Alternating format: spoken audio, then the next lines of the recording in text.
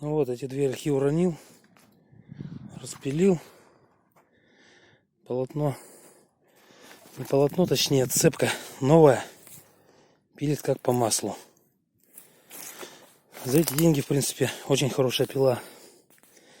У меня товарищ работает в сервисном центре. Из китайцев самые хорошие пилы. И запчасти всегда есть в наличии. В принципе, вот пилой доволен. Надо вот эти кусты еще будет убирать теперь. Всем пока. Подписывайтесь на мой канал. Будет много интересного по охоте и по рыбалке.